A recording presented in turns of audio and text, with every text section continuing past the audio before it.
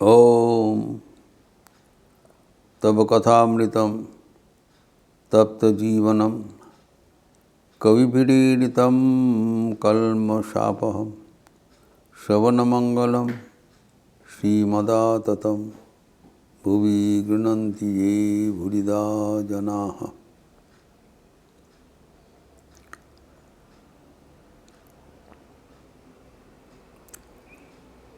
तितिक्षा के बारे में हम लोग चर्चा कर रहे थे।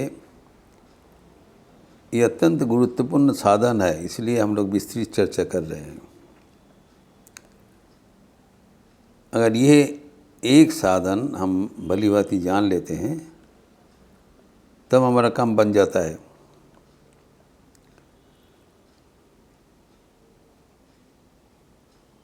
विभिन्न दिख से इसलिए इसका चर्चा हो रहा है। We are discussing it from various angles. एक तो हम लोग देखा था कि ये शंकराचार्य का संज्ञा अनुसार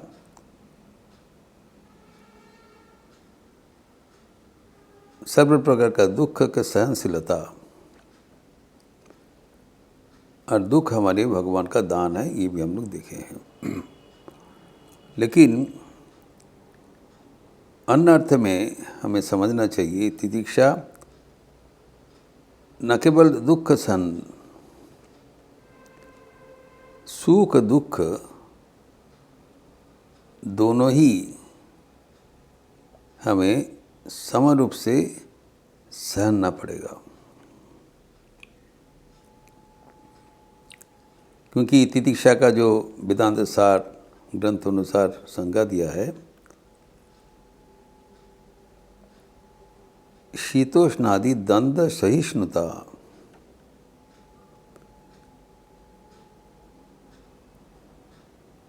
विपरीत धर्मी जो विषय है उसको सहनशीलता,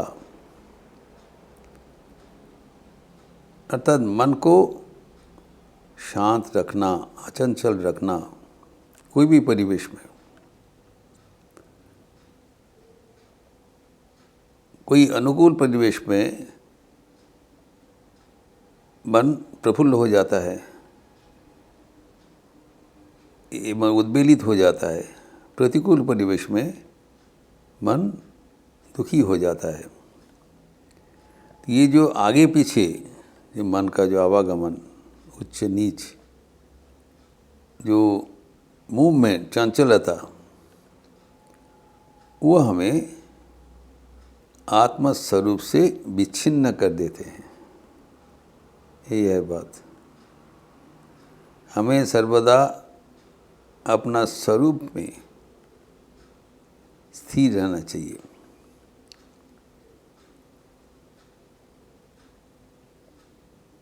स्वरूपे अवस्थानम।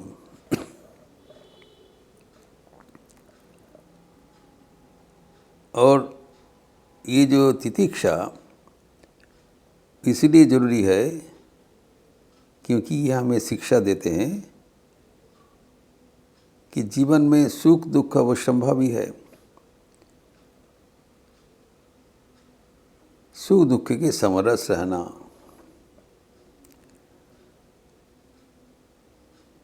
तो दोनों ही हमें समान रूप से लेना पड़ेगा।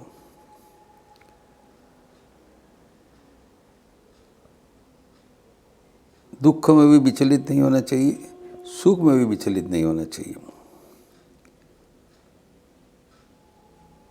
हम जानते हैं कि ठाकुर के जो अंतरंग भक्त शोकातुरा ब्राह्मणी, जो कि परवर्ती काल में गोलाप्पा नाम से परिचिता हुई थी, जब ठाकुर उनके गृह में पदार्पण किए थे तब वो आनंद में बेचैन हो गए थे और उन्होंने बताया भक्तगण को, तुम लोग सब मुझे आशीर्वाद करो, नहीं तो मैं इस आनंद से अभी मर जाऊंगी। एक उदाहरण दिया, एक व्यक्ति लॉटरी में 1 लाख रुपया मिला था उस जमाने में, और इस आनंद से ही वो तत्काल बढ़ गए।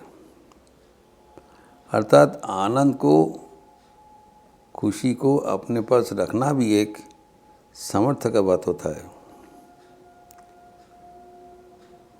हमें ये जो आनंद का बात हो रहा है, ये आत्मानंद नहीं है। ये आनंद उत्पत्ति विनाशील है। इसके बारे में भी चर्चा जरूरी है, जो हम करेंगे। ये जानना चाहिए। हम तो सब कहते हैं हम आनंद का संतान है, लेकिन कौन आनंद का बात कहा जा रहा है, ये हमें समझना पड़ेगा। जो इंद्रिय जनित सुख या आनंद है, वो परिवर्तनशील है। उससे मन को विचलित नहीं करना चाहिए।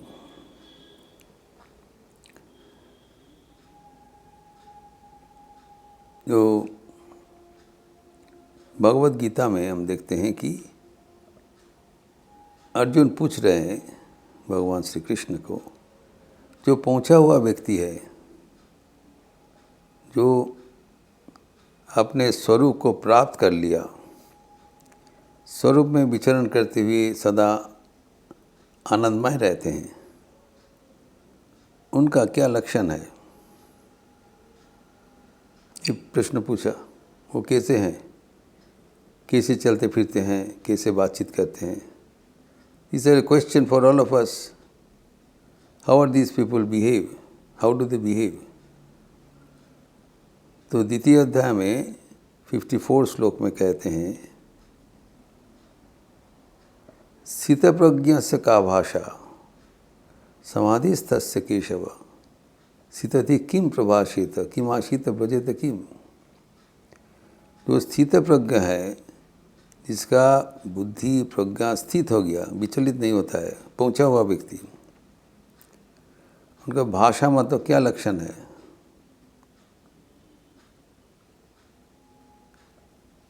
जो समाधिवान है, हे केशव, उनका लक्षण क्या है? वो कैसे बातचीत करते हैं, कैसे बैठते हैं? स्थिति किम प्रभाषेत किम आसीत ब्रजेत किम, कैसे विचरण करते हैं, जानने की इच्छा हुआ। तो उसका लक्षण क्या बताया भगवान 256 में?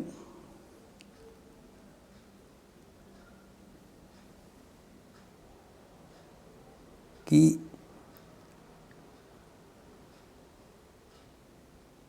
वो सुख दुख और शुभ अशुभ में स्थिर रहेगा। जो हाथी जदा कामान सर्वान पार्थ मनोगतान आत्मनिवात्मना तुष्टो स्थित भृगु तदुच्यते। जो समस्त कामना वासना त्याग करके जो आत्मा में ही स्थित रहता है, उसको स्थित भृगु कहलाएगा।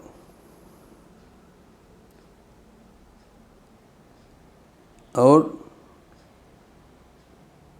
कोई भी जो शुभ अशुभ, उसमें उसका विचलित नहीं होगा।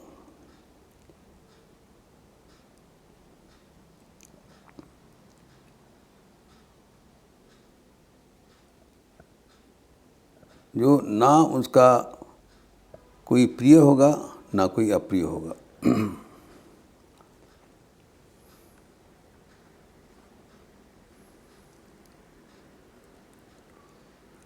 तो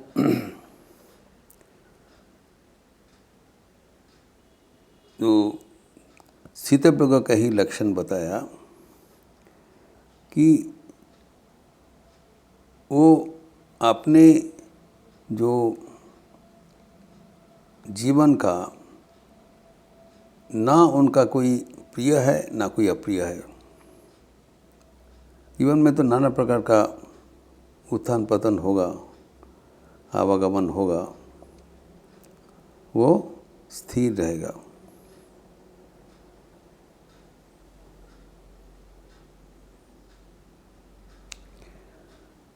वो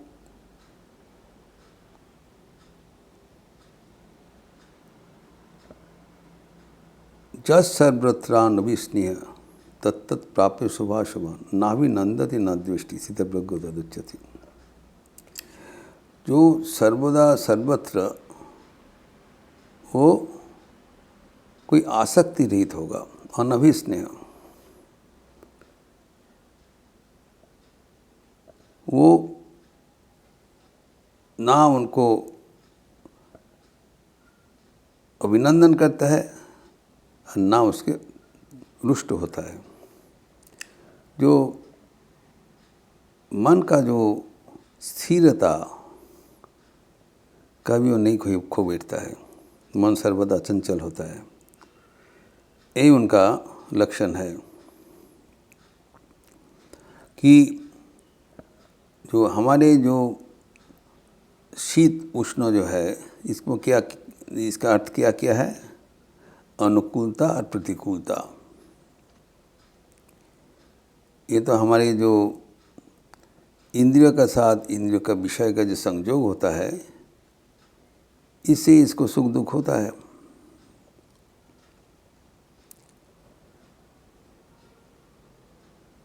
तो उसमें बीत रागो भय क्रोधा चित्तधीर मनुच्यते, उसका ना राग है, ना भय है, ना क्रोध है।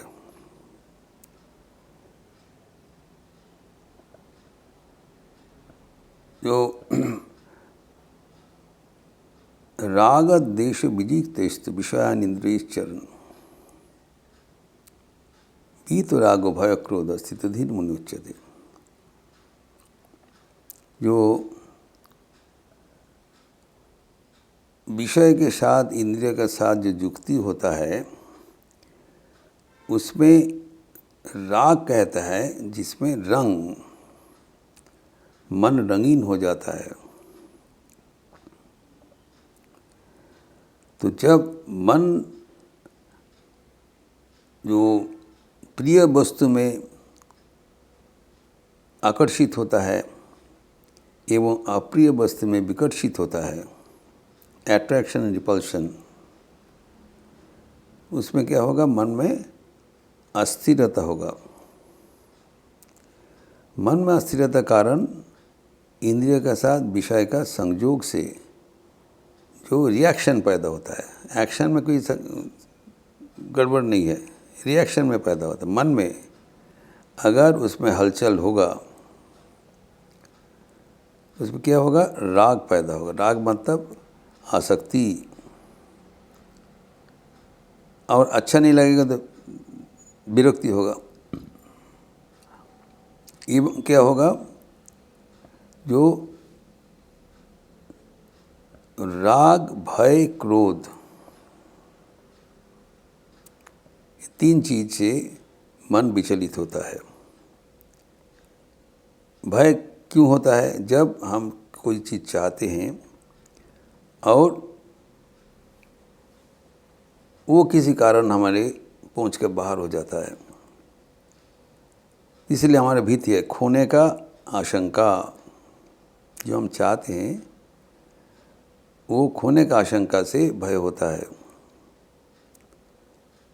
और जो सबल, जो निर्बल है, जो चाहते हैं वो पाने में असमर्थ है, वो क्रोध में रूपांतरित हो जाता है। अतः मन का जो ये चंचलता है, आसक्ति, विरक्ति, भय, क्रोध, इससे हमारे मन का स्थिरता विघ्नित होता है।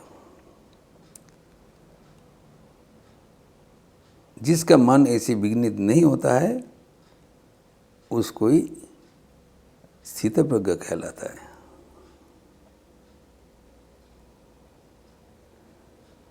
तो कोई भी परिस्थिति में वो स्थिर रहेगा, अचंचल रहेगा। किसी को ये तितिक्षा कहलाया है। दंड सहिष्णुता, we demand to remain इक्वैनिमस, अचंचल। और अचंचल का मतलब क्यों? तब मन में जो हमारा जो स्वरूप है, जो अपना जो आनंदपूर्ण अवस्था है, जैसे हम उससे हट जाएंगे तब हमारा जो स्वाभाविक आनंद से हमारा वंचित हो जाएंगे। उससे स्थिर रहना ही हमारे जीवन का लक्ष्य है, इसीलिए स्थितप्रज्ञ कहलाया है। उनके ये स्वाभाविक है, जो समाधिमान पुरुष है उनका ये स्वाभाविक लक्षण है। जो सिद्ध का जो लक्षण है साधकों का, वो साधन है। जो सिद्ध व्यक्ति का जो जीवन का लक्षण है बता दिया भगवान। उन्होंने पूछा था क्या लक्षण है, भगवान ने बता दिया। तो वही साधकों का साधन है, इसलिए तितिक्षा इतना महत्वपूर्ण साधन है। ऐसी लक्षण समाधिवान व्यक्ति में दिखाई पड़ता है। वो लक्षण हमें अनुकरणीय है, अनुसरणीय है। हमें भी अचंचल रहना चाहिए जितना हो सके। तो ये जो कैसे हम वो कर सकें, कैसे करें, उसका निर्देश भी भगवान दिए हैं। वो हम अगले दिन चर्चा करेंगे। कैसे हम किस चिंतन से हम मन को स्थिर करें। जो समाधिवान हो तो इनका लक्षण है, जो समाधि प्राप्त नहीं हुआ वो कैसे मन को इसको स्थिर करे, उसका भी समाधान है, जो परवर्ती विषय का चर्चा होगा। ओम शांति शांति शांति। हरि ओम तत्सत। श्री राम कृष्णार्पणमस्तु। आज शुक्रवार का अवसर है। शाम को आज शारदा संघ का पूजा का अवकाश है, तो माँ की चर्चा नहीं होगा सुबह में। शाम को पतंजलि योग सूत्र का प्रवचन है संध्याआरती के उपरांत। आप लोग सब स्वागत है। अच्छे रहिए, स्वस्थ रहिए, आनंद में रहिए। नमस्कार।